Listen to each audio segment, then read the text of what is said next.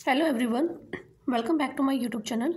Friends, आज हम लोग इस वीडियो में क्लास 10th की साइंस पढ़ेंगे। एनसीईआरटी किताब है ये, ठीक है। तो फर्स्ट चैप्टर आपका रासायनिक अभिक्रिया एवं समीकरण। देखिए, अगर हम बात करें जो रासायनिक अभिक्रिया होती है, रासायनिक अभिक्रिया यानी कि जो हम डेली लाइफ होती है ना, हमारी डेली लाइफ में भी रासायनिक अभिक्रिया होती रहती है। जैसे कि गर्मियों में कमरे के ताप पर हम दूध को खुला छोड़ देते हैं। लोहे का तवा, तसला, कील को आध वायुमंडल में खुला छोड़ दिया जाता है, ठीक है। अंगूर का किण्वन हो जाता है, भोजन पकाते हैं, हमारा जो शरीर है वो भोजन को पचा लेता है, सांस लेते हैं। ये सब जितने भी हैं ना, सभी में कुछ ना कुछ हमारी रिएक्शंस होती हैं, भौतिक और रासायनिक परिवर्तन होते हैं, ठीक है। तो जब भी कोई रासायनिक परिवर्तन होता है तो हम कह सकते हैं कि वो क्या है, एक रासायनिक अभिक्रिया है, ठीक है, रासायनिक अभिक्रिया है। अब देखिए, यहाँ पर एक एक्टिविटी दे रखी है, हम इसको देखते हैं, इस एक्टिविटी को पढ़ेंगे थोड़ा सा। यहाँ पे क्या दे रखा है, देखिए, लगभग 2 सेंटीमीटर लंबे मैग्नीशियम रिबन को रेगमाल से रगड़कर साफ कर लीजिए। इसे चिमटे से पकड़कर स्पिरिट लैंप या बर्नर से इसका दहन करिए। इससे बनी राख को ग्लास में इकट्ठे कीजिए, जैसे कि चित्र में दिखाया है। तो आपको याद रखना है कि देखो, मैग्नीशियम रिबन को वायु में दहन कर, यानी कि मैग्नीशियम को जब आपने जलाया, ठीक है, और जब हम जलाएंगे दैट मीन्स ऑक्सीजन वहाँ पे होनी चाहिए, है ना। तो मैग्नीशियम क्या बना आपका, मैग्नीशियम ऑक्साइड, ठीक है। तो मैग्नीशियम रिबन को जब हमने जलाया तो हमारा क्या बनेगा, मैग्नीशियम ऑक्साइड बनेगा।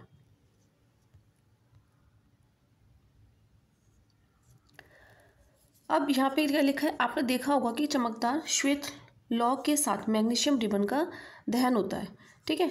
तो यह श्वेत चूर्ण में परिवर्तित हो जाता है, यह मैग्नीशियम ऑक्साइड का चूर्ण है। ओके, चलिए अब हम यहाँ पे ये देखेंगे। यहाँ पर देखिए हमें ना इंपॉर्टेंट चीज़ें पढ़नी है जो कि एग्जाम्स में पूछी जाती हैं।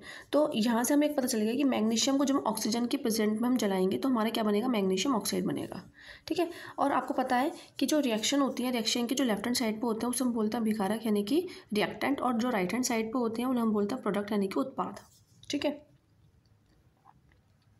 अब यहाँ पे रासायनिक समीकरण दे रखी है।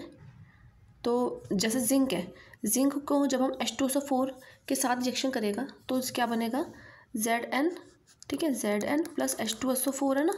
तो यहाँ पे कि दैट मीन्स सल्फेट आयन और हाइड्रोजन आयन, तो क्या बन जाएगा आपका जिंक सल्फेट, ठीक है, जिंक सल्फेट और H2 गैस बाहर निकलेगी। अब देखिए, हमें मेन चीज़ें पढ़नी है जो कि एग्जाम्स में पूछ जाती हैं, ठीक है। तो हमें ये सब नहीं पढ़ना है। और अब हम आते हैं आगे, रासायनिक अभिक्रिया कौन कौन सी होती हैं। तो संयोजन अभिक्रिया, संयोजन मतलब कोई चीज़ का जोड़ना, ठीक है। संयोजन अभिक्रिया वो होती है जिसमें कोई चीज़ जुड़ रही है ना। तो जैसे कि यहाँ पर देखो एक चीज़, और हमें ना फॉर्मूलेस पे ध्यान रखना है कि फॉर्मूलेस बहुत पूछे जाते हैं एग्जाम्स में।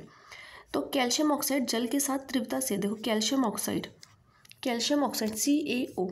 CaO वो वाटर के साथ रिएक्शन करेगा और क्या बन जाएगा आपका, कैल्शियम हाइड्रोक्साइड, CaOH का होल ट्वाइस, है ना।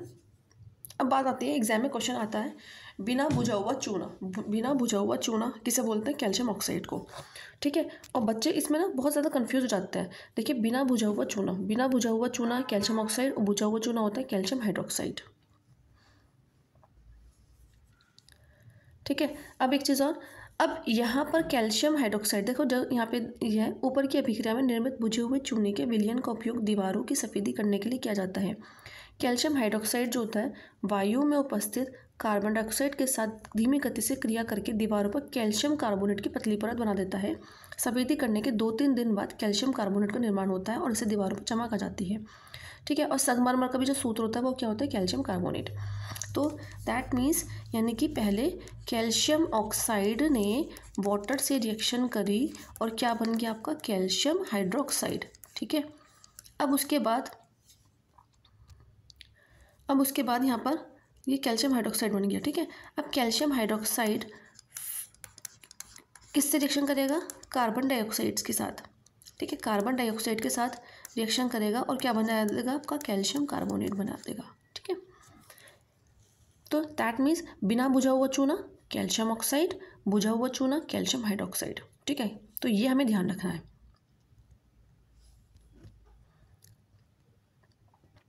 अच्छा, एक आती है आपकी ऊष्माक्षेपीय अभिक्रिया। क्या होती है ऊष्माक्षेपीय अभिक्रिया होती हैं। देखो, दो टाइप की अभिक्रिया होती हैं, एक ऊष्माक्षेपी होती है, ऊष्माक्षेपी, ठीक है, और एक होती है ऊष्माशोषी। यानी कि ऊष्माशोषी तो वो होती है जिसमें अभी एनर्जी जो है आपकी यूज़ हो रही है, ठीक है। ऊष्माक्षेपी वो होती है जिसमें एनर्जी निकलती है, जैसे कि यहाँ पर जो ये रिएक्शन दे रखी है ना, ये हमारी कौन सी होगी, ऊष्माक्षेपी।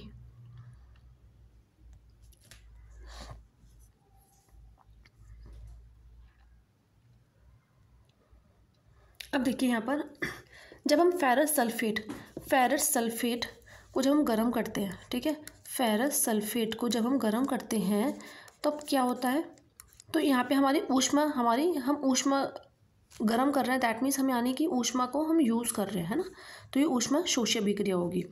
अब देखो, एक वियोजन अभिक्रिया होती है। वियोजन अभिक्रिया वो होती है जिसमें आपका जो पदार्थ, वियोजन मतलब वियोजित हो जाना यानी कि टूट जाना। अब जैसे फेरस सल्फेट है, देखो जो हमने पहले अभिक्रिया पढ़ी थी, कैल्शियम ऑक्साइड ने वाटर से रिएक्शन करके कैल्शियम हाइड्रोक्साइड बनाया था, तो वो थी संयोजन अभिक्रिया, यानी कि दो पदार्थ मिलकर आपके एक पदार्थ बना रहे हैं, ठीक है। यहाँ पर देखिए फेरस सल्फेट Fe2O3 में ब्रेक हो रहा है, सल्फर डाइऑक्साइड में और सल्फर ट्राइऑक्साइड में, तो दैट मीन्स यहाँ पे क्या हो रहा है, आपका वियोजन हो रहा है, ठीक है।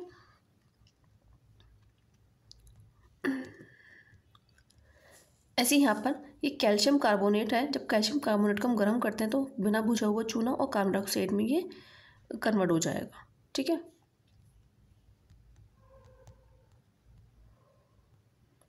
यहाँ पे देखिए लेड नाइट्रेट है, लेड नाइट्रेट को जब हम गर्म करेंगे तो लेड ऑक्साइड, नाइट्रोजन ऑक्साइड और ऑक्सीजन गैस रिलीज होती है।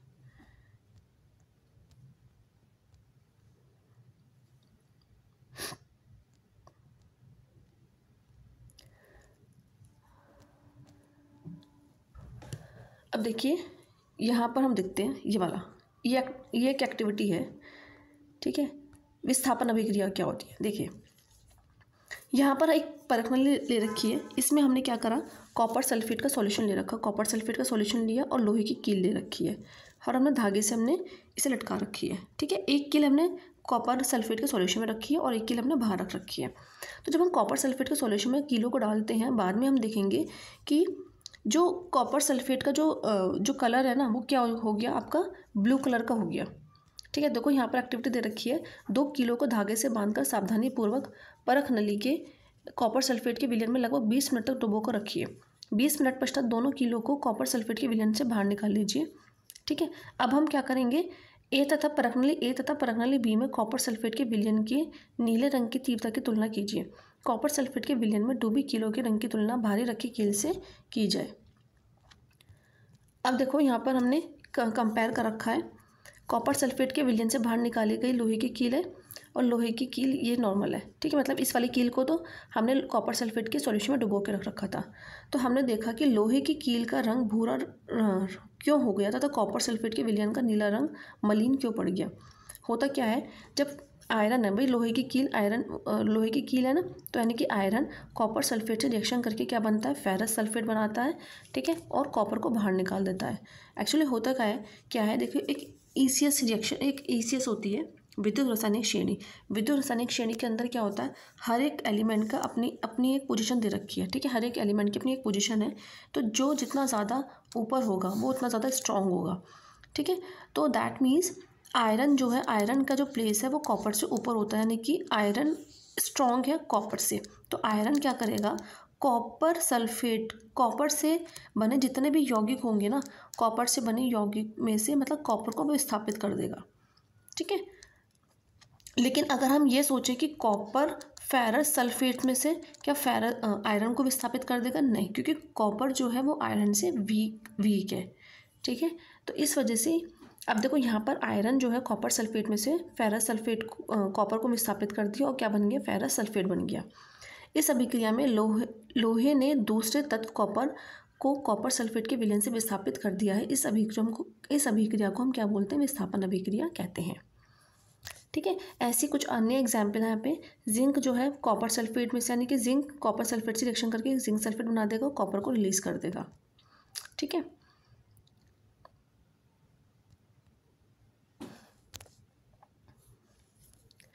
अब यहाँ पे देखिए ऐसे ही यहाँ पर देखिए सोडियम Na2 सोडियम सल्फेट है, सोडियम सल्फेट ने बेरियम क्लोराइड से रिएक्शन करी तो क्या बना दिया, बेरियम सल्फेट और सोडियम क्लोराइड।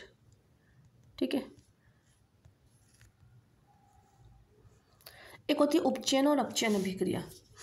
ठीक है, उपचयन अभिक्रिया और अपचयन क्या होता है, यानी कि ऑक्सीडेशन और रिडक्शन। ठीक है, ऑक्सीजन का जुड़ना ऑक्सीडेशन कहलाता है यानी कि उपचयन, और अपचयन मतलब रिडक्शन यानी कि ऑक्सीजन का निकलना या फिर हाइड्रोजन का जुड़ना क्या कहलाएगा, अपचयन कहलाएगा। जैसे कॉपर है, कॉपर ने ऑक्सीजन के साथ रिएक्शन करी तो क्या बन गया, कॉपर ऑक्साइड।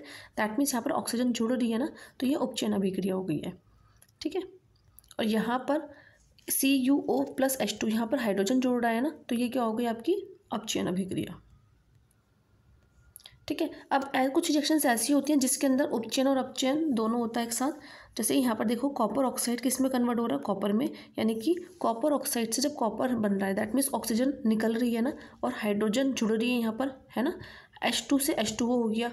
ठीक है, दैट मीन्स हाइड्रोजन जुड़ रही है, या फिर हम कह सकते हैं यहाँ पर आपकी देखो हाइड्रोजन से H2 में कन्वर्ट हो गया ना, H2 से H2O में कन्वर्ट हुआ मीन्स ऑक्सीजन का रिलीज होना। ठीक है, देखिए ऑक्सीजन का जुड़ना या ऑक्सीजन का रिलीज होना, ये हमारी कौन सी, सॉरी, ऑक्सीजन का जुड़ना। ठीक है, ये कौन सी आपकी अभिक्रिया हो गई, आपकी उपचयन अभिक्रिया। ठीक है, उपचयन। और ऑक्सीजन का निकलना कौन सी हो गई, आपकी अपचयन अभिक्रिया हो गई। ठीक है, तो यहाँ पर देखिए H2O में कन्वर्ट हो रहा है, H2।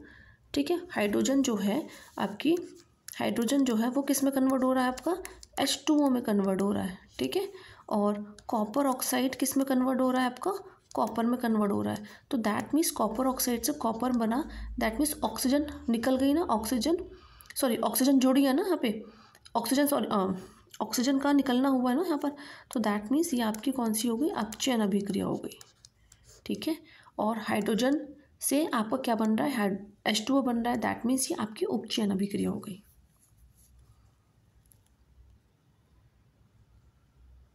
मीन्स यानी कि रिडॉक्स अभिक्रिया वो होती हैं जिसमें ऑक्सीडेशन और रिडक्शन यानी कि ऑक्सीकरण और अपचयन। ठीक है, उपचयन या फिर अपचयन देखो कुछ भी बोल सकते हैं, ऑक्सीकरण बोल सकते हैं, ऑक्सीडेशन इंग्लिश में बोलते हैं। ठीक है, उपचयन हिंदी में बोलते हैं। तो यानी कि उपचयन और अपचयन जब एक साथ होती है तो उसे हम बोलते हैं रिडॉक्स रिएक्शन। ठीक है, क्या बोलते हैं, रिडॉक्स रिएक्शन।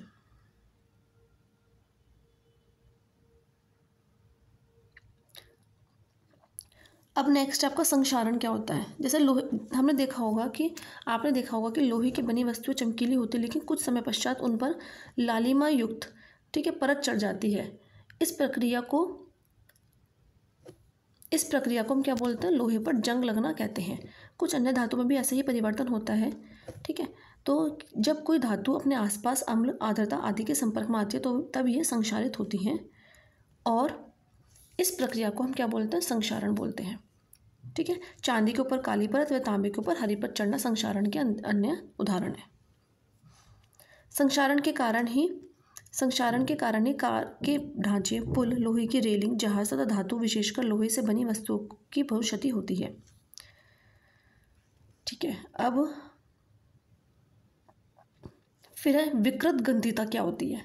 उपचयित होने पर तेल व वसा विकृत गंधी हो जाते हैं तथा उनके स्वाद तथा गंध बदल जाते हैं। आपने देखा होगा जब कोई ऑयली चीज़ है, जैसे घर में कुछ पूड़ियाँ वगैरह बनती हैं तो बहुत लंबे टाइम तक रखी रहती है तो उसमें क्या होता है कि स्मेल आ जाती है ना। तो क्या होता है, प्राय तैलीय तथा वसायुक्त खाद्य सामग्रियों में उपचयन रोकने वाले पदार्थ यानी कि एंटीऑक्सीडेशन प्रतिऑक्सीकारक मिलाए जाते हैं। वायुरोधी बर्तनों में खाद्य सामग्री रखने से उपचयन की गति धीमी हो जाती है। क्या आप जानते हैं कि चिप्स बनाने वाले चिप्स की थैली में से ऑक्सीजन हटाकर उसमें नाइट्रोजन जैसे कम सक्रिय गैस से युक्त कर देता है ताकि चिप्स का उपचयन ना हो सके। जैसे वो आता है ना लेस का पैकेट आप लोग खाते हो, आपने देखा होगा उसमें अंदर गैस भरी रहती है, फूले फूले से रहते हैं। ठीक है, तो वो देखो कब के कितने टाइम के होते हैं बट वो ख़राब नहीं होते। अगर आप उसको घर में लेकर आना और आप उसको खाना मत, मीन्स उसको पैकेट को खोल के रख देना और आप 24 घंटे बाद देखना उसमें स्मेल आ जाएगी, क्योंकि उसका क्या हो गया, उसका उपचयन हो गया है ना, उसका ऑक्सीडेशन हो गया।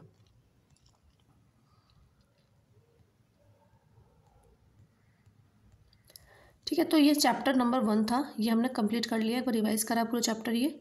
ठीक है, उसके बाद हम देखते हैं अम्ल, क्षारक एवं लवण, ये देखते हैं। देखिए मेन पॉइंट्स पढ़ेंगे जो आपके एग्जाम्स में आते हैं। अम्ल क्या होते हैं, आपके एसिड और बेस, है ना। अम्ल कैसे होते हैं, अम्ल का स्वाद कैसा होता है, खट्टा होता है। बेस का स्वाद कैसा होता है, कड़वा होता है, ठीक है। एक पॉइंट तो ये बनता है आपका। अम्ल का स्वाद कैसा होता है, खट्टा होता है। या नीले लिटमस को क्या करता है, लाल, ठीक है। अम्ल, देखो बहुत कन्फ्यूजन रहता है इसमें।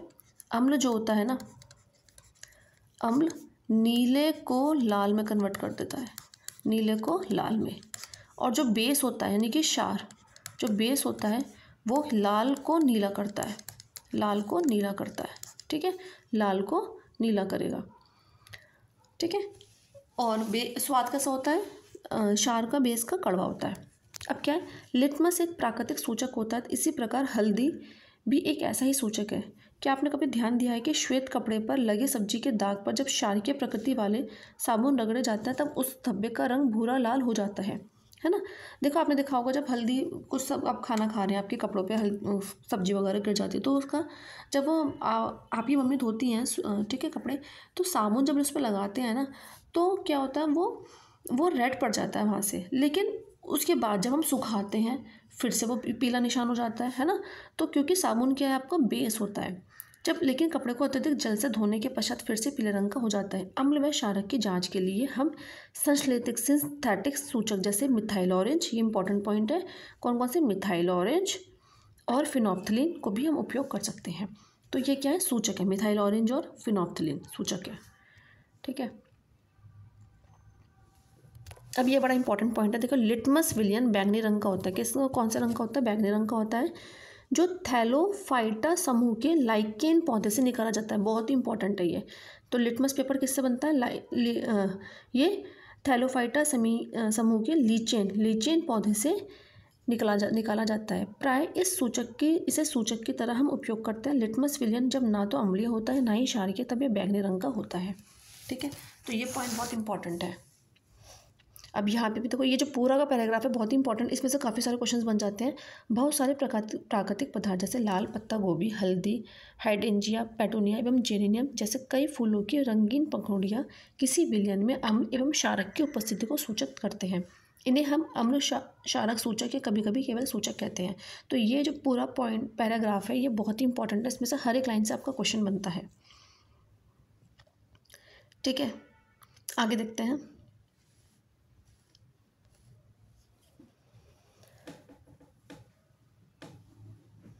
देखिए कुछ फॉर्मूलेज हैं, वो हमें थोड़ा सा ध्यान रखना होगा।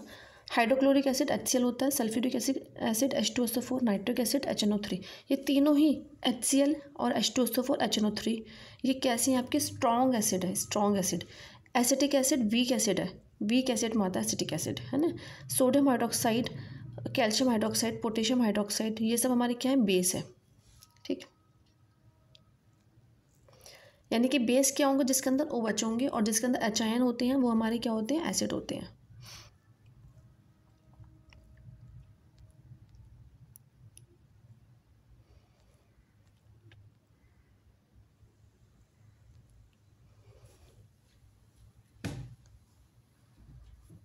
ये एक एक्टिविटी दे रखी है, इसको हम देखते हैं। देखिए, क्योंकि आजकल ना क्वेश्चंस हम देखते हैं कि एक्टिविटीज़ से काफ़ी बनते हैं।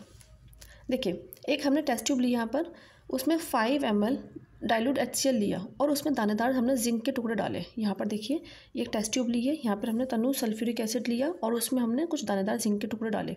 उसके बाद हमने क्या करा, दानेदार जिंक के टुकड़ों की सतह पर आप क्या देखते हैं, उत्सर्जित गैस को साबुन के विलयन से जो ये गैस निकलेगी ना, ठीक है, उसका बाद हमने क्या करा, उसको हमने साबुन के विलयन से प्रवाहित किया। जलती हुई मोमबत्ती को गैस वाले बुलबुले के पास ले जाइए। अब देखो, यहाँ पर हमने साबुन के विलयन से जो गैस निकल रही है, यहाँ से जो ये गैस निकली है, ठीक है, उसको हमने किस में करा, साबुन के विलयन से प्रवाहित करा। अब वहाँ से बुलबुले निकले। अब जब बुलबुले निकले ना, तो हमने उस बुलबुले के पास हमने क्या करा, जलती हुई मोमबत्ती लेकर गए। जब जलती हुई मोमबत्ती लेकर गए तो हमने देखा कि फटफट की ध्वनि के साथ हाइड्रोजन गैस का दहन हो रहा है, ठीक है। मीन्स हाइड्रोजन गैस का जो है दहन हो रहा है, और कैसी आपकी फटफट की साउंड आएगी, ठीक है।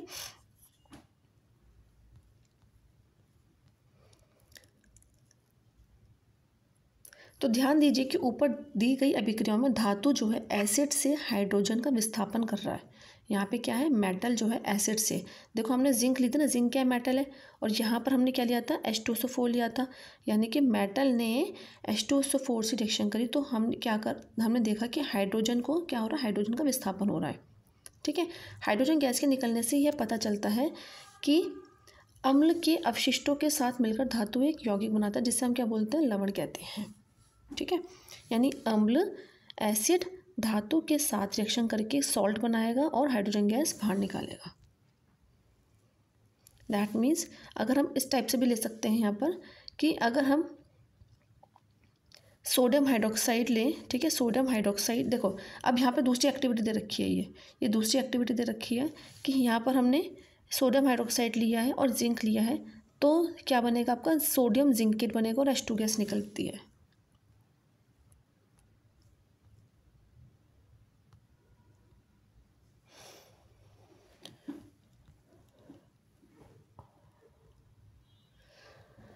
ठीक है, चलिए अब देखते हैं हम यहाँ पर हम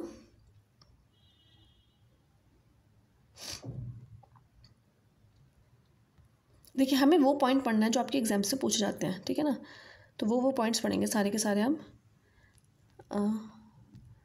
अब देखिए यहाँ पर आपका आता है, हाँ, pH वैल्यू। देखिए अब pH वैल्यू पढ़ेंगे, pH वैल्यू बहुत इंपॉर्टेंट है, इसमें से क्वेश्चन बनता है। ठीक है, कि अम्ल क्षारक के, देखिए pH वैल्यू क्या होती है, अगर हम pH हम स्केल की बात करते हैं, pH स्केल, तो कितना होता है, यहाँ से 0 से लेकर 14 तक रेंज होती है। ठीक है, 0 से लेकर 14 तक। 7 का मतलब उदासीन, 7 का मतलब उदासीन। ठीक, तो देखिए एक तो ये चीज़ ध्यान रखेंगे, जो pH है, pH कैसा है आपका, जर्मन शब्द है, pH का अर्थ होता है शक्ति। ठीक है, pH का अर्थ होता है शक्ति। इस pH स्केल से 0 यानी अधिक अम्लता से 14 तक pH को हम याद कर सकते हैं। साधारण भाषा pH को एक ऐसी संख्या के रूप में देखना चाहिए जो किसी विलयन की अम्लता एवं क्षारकीयता को दर्शाते हैं। ठीक है, किसी भी उदासीन विलयन के pH का मान 7 होगा। यदि हम देखो यहाँ पे ये पॉइंट दे रखा है ना, ये बड़ा इंपॉर्टेंट है सारे, कि उदासीन विलयन का pH मान कितना होता है, 7, और जैसे 7 से कम यानी 6 हुआ तो वो अम्लीय हो जाएगा, और जैसे जैसे वैल्यू 0 की तरफ बढ़ती जाएगी, मीन्स जैसे जैसे वैल्यू कम होती जाएगी, मीन्स 2 होगी, 3 होगी, 2 होगी, 1 होगा, यानी कि अम्लीय जो प्रकृति है वो स्ट्रांग होती जाएगी। और उधर ऐसी जैसे जैसे वैल्यू 7 से ऊपर बढ़ती जाएगी तो वो कैसा हो जाएगा, वो क्षारीय प्रकृति हो जाएगी, यानी कि जिनकी 11, 12, 13 है ना, ये क्या है, हमारी स्ट्रॉन्ग बेस हो जाएंगे। ठीक है, अब यहाँ पर हम देखते हैं, देखिए जो वाटर की पानी की pH वैल्यू कितनी होती है, 7 होती है। ठीक है, पानी की pH वैल्यू कितनी होती है, 7 होती है। अब ये इंपॉर्टेंट पॉइंट है यहाँ पर, सारे के सारे जो दे रखे हैं कि शुद्ध रक्त है ना, शुद्ध रक्त जल, शुद्ध जल की pH वैल्यू कितनी होगी, 7 होगी। रक्त की pH वैल्यू 7.4 होती है। नींबू का रस 2.2, जठर रस 1.2। ठीक है, milk of magnesia 10, sodium hydroxide 14। तो ये इंपॉर्टेंट है, ये हमें याद रखनी है। ठीक है, ये आप इसको बिल्कुल ध्यान से देख लीजिए, इंपॉर्टेंट पॉइंट है, क्वेश्चन बनते हैं यहाँ से।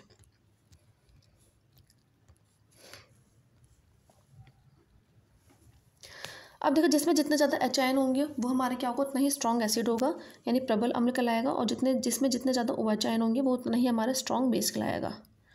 ठीक है, अब बात करते हैं हमारे पाचन तंत्र की pH की। देखिए आपको पता है कि हमारे बॉडी की, हमारे पेट के अंदर भी ना एक एसिड बनता है जो कि बहुत इंपॉर्टेंट एसिड होता है, वो उससे ही हमारा खाना पचता है। लेकिन जब pH वैल्यू जब वो एसिड जो pH वैल्यू है वो और कम हो जाती है, यानी कि उसके अंदर H आयन और ज़्यादा बढ़ जाता है, तब हम बोलते हैं कि हमारे जो है पेट में एसिडिटी हो रही है ना। और उसको हम कम करने के लिए हम क्या करते हैं, एंटी एसिड की हम गोलियां खाते हैं, जिसके यानी कि जो एंटी एसिड मतलब यानी कि वो बेस होता है, तो वो बेस दैट मीन्स वो OH आयन जो है H आयन के साथ रिएक्शन करके वो बैलेंस बनाता है। ठीक है, अब देखिए pH परिवर्तन के कारण ही दांत क्षय होने लगते हैं, यानी कि जब हमारे जो pH वैल्यू होती है ना, पीएच मुंह के पीएच मान का मान जो है 5.5 से कम होने पर दांतों का क्षय होना प्रारंभ हो जाता है। दांतों का इनेमल यानी कैल्शियम फॉस्फेट से बना होता है, जो कि शरीर का सबसे कठोर पदार्थ है। यह जल में नहीं घुलता, लेकिन मुंह की पीएच का मान 5.5 से कम होने पर यह संक्षारित हो जाता है। मुंह में उपस्थित बैक्टीरिया भोजन के पश्चात मुंह में अपशिष्ट शर्करा एवं खाद्य पदार्थों का निम्नीकरण करके अम्ल उत्पन्न करते हैं। तो आपको ध्यान रखना है कि मुंह का जो हमारा पीएच वैल्यू होता है वो 5.5 से अगर कम हो जाता है तो दांतों का हमारा क्षय यानी कि दांत हमारे टूटने स्टार्ट हो जाते हैं। ठीक है,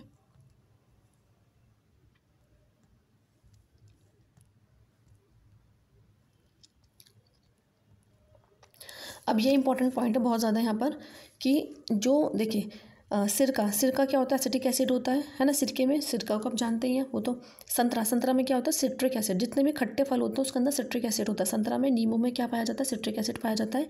इमली में टार्ट्रिक एसिड, टमाटर में ऑक्सैलिक एसिड। खट्टा दूध और दही में लैक्टिक एसिड होता है। ठीक है, और चींटी के डंक में मिथेनोइक एसिड, बहुत इंपॉर्टेंट है। चींटी का डंक में क्या पाया जाता है, मिथेनोइक एसिड। नेटल का डंक मिथेनोइक एसिड, ये बहुत इंपॉर्टेंट पॉइंट है।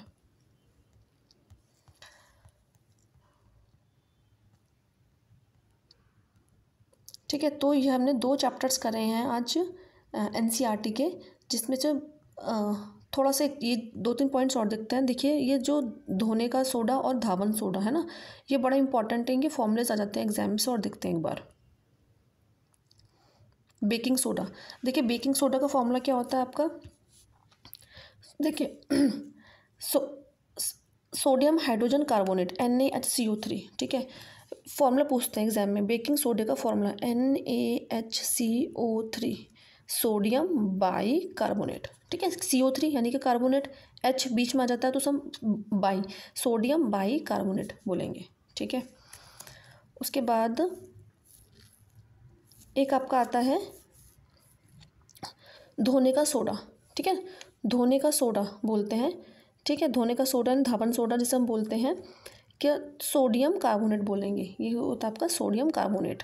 ठीक है, सोडियम कार्बोनेट। ऑप्शंस में आपको ऐसे भी दे सकता है Na2CO3। ठीक है, और आपको Na2CO3 10H2 भी दे सकते हैं।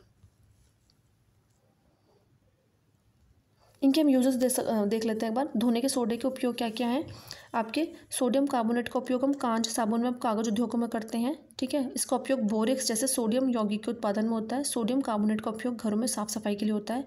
जल की स्थायी कठोरता, ये इंपॉर्टेंट पॉइंट है। जल की स्थायी कठोरता को हटाने के लिए हम किसका यूज़ करेंगे, धोने का सोडे का। ठीक है, और एक बार इसके भी यूजेस देख लेते हैं।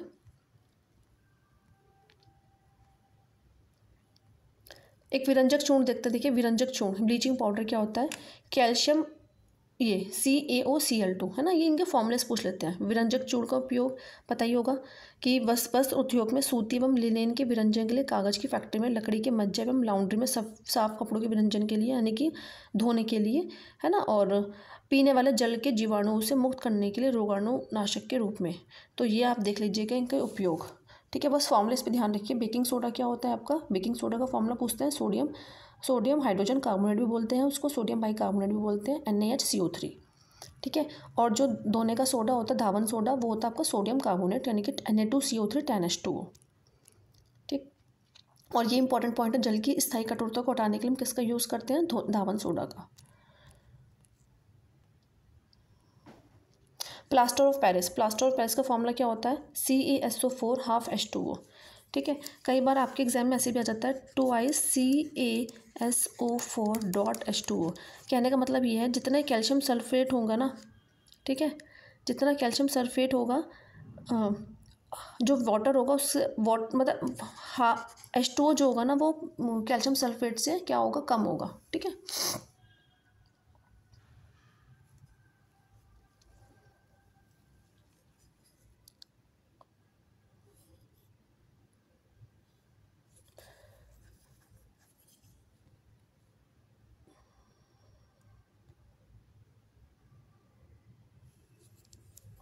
अब यहाँ पे देखिए जिप्सम का फॉर्मूला क्या होता है, CaSO4 calcium sulphate .H2O, T2H2O। Calcium sulphate .2H2O आपका जिप्सम होता है, और कैल्शियम सल्फेट .½ H2O ये क्या हो गया आपका, प्लास्टर ऑफ पेरिस हो गया। ठीक है। तो ये फॉर्मूलेज आपके इंपॉर्टेंट है। ये आपके जब प्लास्टर ऑफ पेरिस वाटर से रिएक्शन करता है तो आपको क्या बनता है, जिप्सम बनता है। ठीक है। तो ये 2 चैप्टर हमने करे हैं, एनसीईआरटी के इंपॉर्टेंट थे और क्वेश्चंस आपके छोटे छोटे क्वेश्चंस इसमें से बन जाते हैं। तो अगर वीडियो अच्छी लगी हो तो प्लीज़ वीडियो को लाइक कीजिएगा, चैनल को सब्सक्राइब कीजिए और नेक्स्ट वीडियो में हम आगे के चैप्टर पढ़ेंगे। Thank you.